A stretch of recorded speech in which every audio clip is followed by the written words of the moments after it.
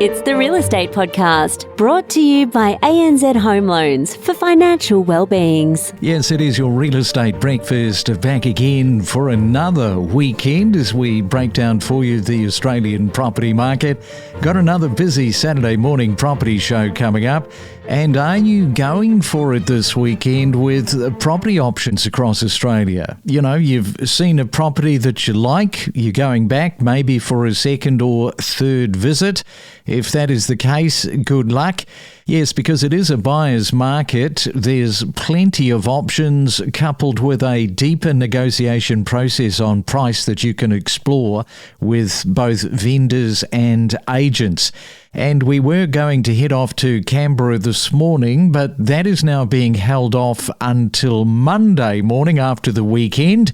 Instead, we're going to be giving you some mortgage advice and talking this morning about your offset account as part of it, because 57% of Aussies have never checked to see if their offset account is set up correctly.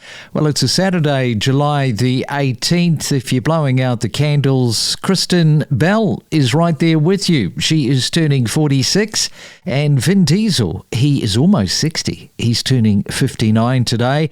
And on this day, July the 18th, back in 1970, Apollo 13 is successfully brought back to Earth following an oxygen tank explosion, and then many years later made into a movie with Tom Hanks. If you haven't seen that, I can thoroughly recommend it.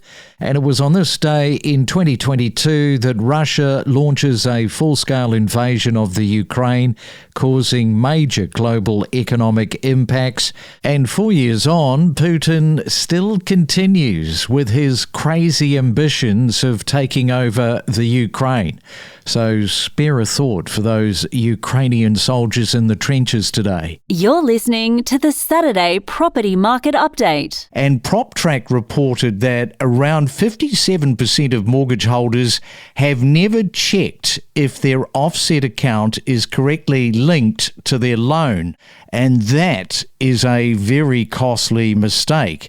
An offset account can dramatically reduce interest, but if it's not linked properly, you're paying more than you should. And unfortunately, 1 in 10 Aussies assume that it's automatic, yet only a quarter have confirmed it's set up correctly. So what are we going to do about this? Well, let's take you to Deslie Taylor from Mortgage Choice, and Deslie is in Queensland. Good morning, Deslie. Welcome to the Real Estate Breakfast. Whereabouts in Queensland are you? Good morning. Thank you for having me. I am located in a little town called Ormeau. I wouldn't even call it a town. It's a little suburb in Ormeau.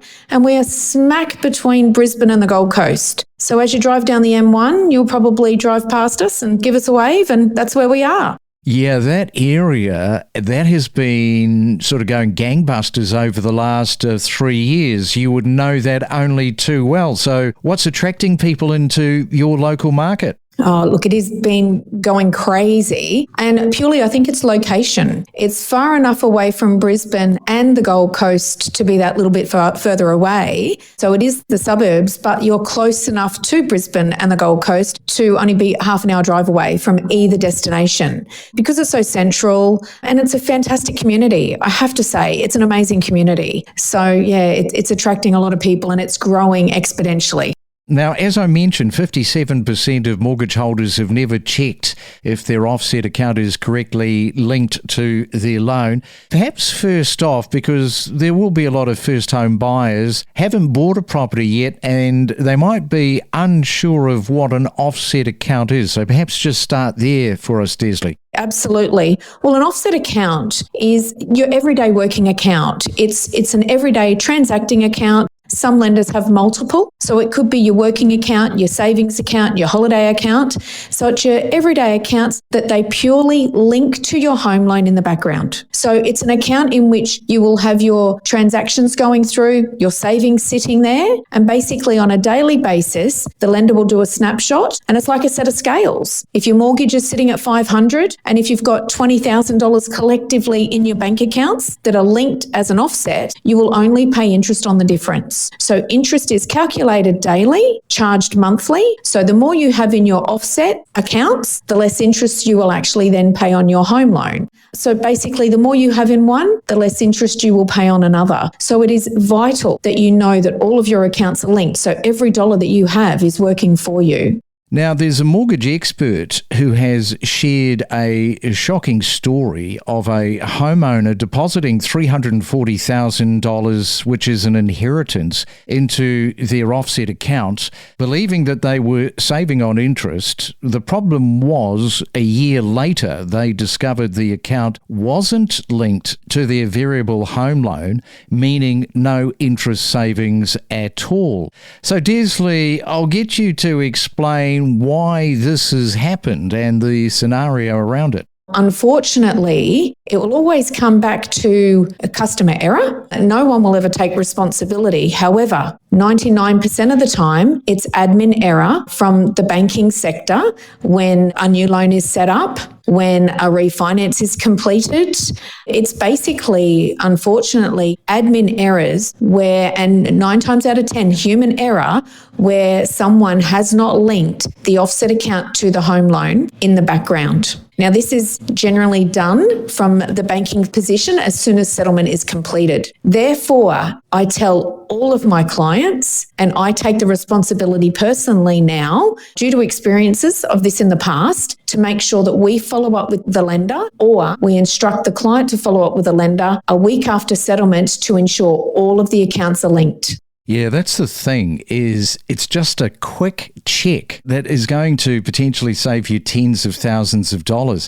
Now, on a $600,000 loan at 5.5% per annum with $30,000 in offset, you could pay, I mean, this is staggering, an extra $101,000 and change in interest and stay in debt for nearly 3 years longer if you're not linked. So it definitely pays to do that simple, basic step.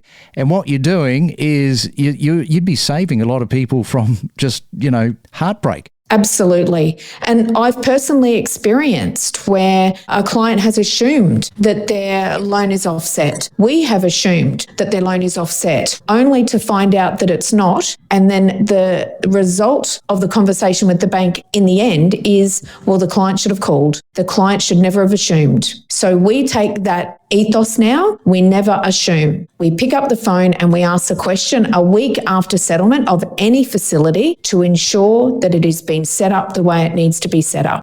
We are talking to Deslie Taylor. She is from Mortgage Choice. We have got more to talk about your mortgage after this. Stay ahead of the competition with the latest news, insights and data analysis on the property podcast that keeps you informed. So right now, let's catch up with Leah Saul from Brookwater. Women getting involved in real estate, a lot of women just find it so difficult, especially if they have children. All credit and kudos to you because you've got 3 children. How you sell real estate is anybody's guess, but somehow you managed to do it. Yeah, so I've got 3 little boys ranging from, 2 years old up to 7 years old. It's been a challenge. I had my kids quite young. I still am quite young.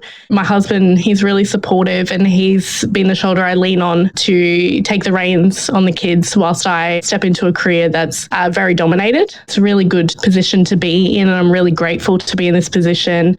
What do you say to anybody that is listening right now that might have a little bit of a bent towards getting involved in the real estate industry? They have children and they've ruled it out. What would you say to somebody listening to the podcast right now from your point of view? Yeah, look, honestly, what I'd say is just do it. Believe in yourself and just get in there and do it. It's one of those things where you've got to be 100% in. You've got to have both feet in the door. You can't be 1 foot in, 1 foot out. So if you're 100% about it, go ahead and do it. I know it's going to be super hard. I'm finding, these years going to be my hardest because my kids are so young, dealing with sickness and all that sort of stuff, daycare, all those fun things that we deal with. You fall down and you get back up again. So just keep doing what you want to do what you need to do.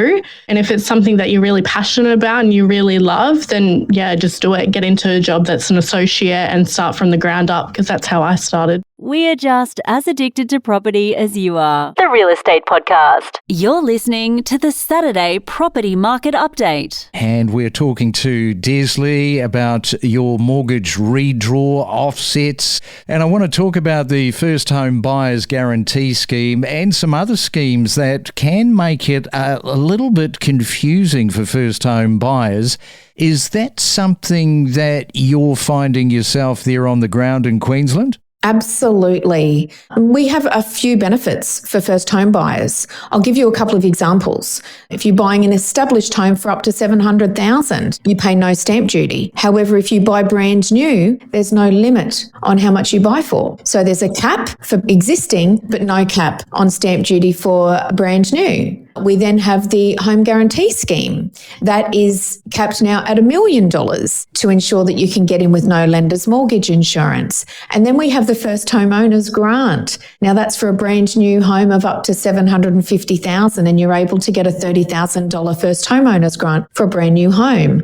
So it's very confusing. There's different caps, there's different requirements, and there's different benefits. So it's an extremely confusing time, but there is so much opportunity for first home buyers to get in and really save a lot of money if they're able to educate themselves in regards to what their benefits are and what's going to suit their needs. You know, you are in a market that has been growing. We've established that. Brisbane is now the second most expensive city in Australia.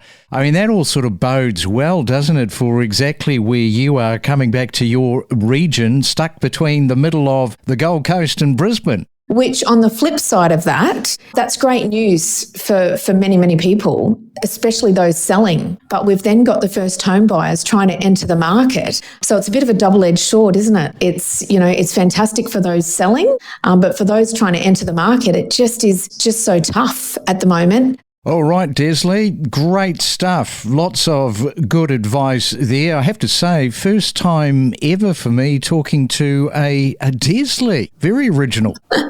I know.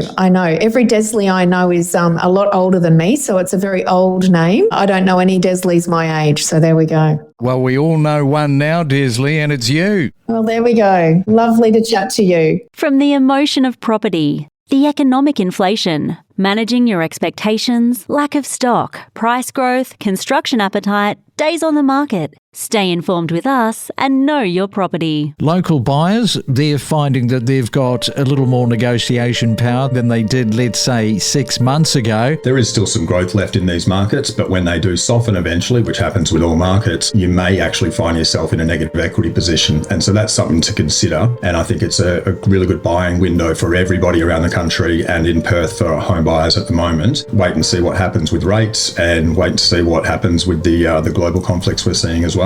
Especially if vendors have unrealistic past property price value expectations, pricing on properties in this market, you have got to be spot on. Any properties that are sitting around for too long, it's typically because the seller's not yet had their expectation adjusted by the time on the market. They're used to seeing properties that are valued at, say, 1.5 million selling for 3 to 6% above that over the last few years, and they're hanging on to that as something that's still achievable in the current market, and unfortunately it's not. I could give you plenty of examples. There was one recently that we saw that was a one-bedroom apartment that was originally bought off the plan for $770,000. They've gone and sold it for $495,000. Absolutely, Craig. Still massive demand for interstate investors. Lending rates up 16% now from investors, with roughly 39% of home loans being issued along the investment lines. So the attractive investment opportunity that this beautiful state offers is definitely drawing interstate investors in. My thoughts would echo yours, Craig, that if you can afford to and if buying a property is very high on your priority list, then jumping in sooner rather than later can be helpful, because then you're getting ahead of that potential growth that we're hearing a lot of economists speak about. We connect you to the best real estate information across Australia. The Real Estate Podcast.